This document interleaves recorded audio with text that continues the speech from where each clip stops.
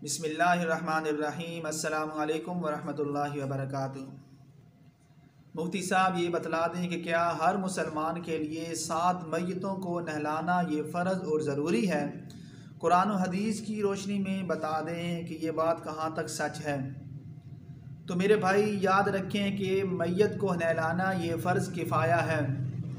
अगर महल्ले में से कोई एक बंदा या चंद बंदे मिलकर मैयत को नहला दें तो सब की तरफ से ये फ़र्ज़ क्या हो जाता है, साकित हो जाता है, इसलिए ये ज़रूरी नहीं है।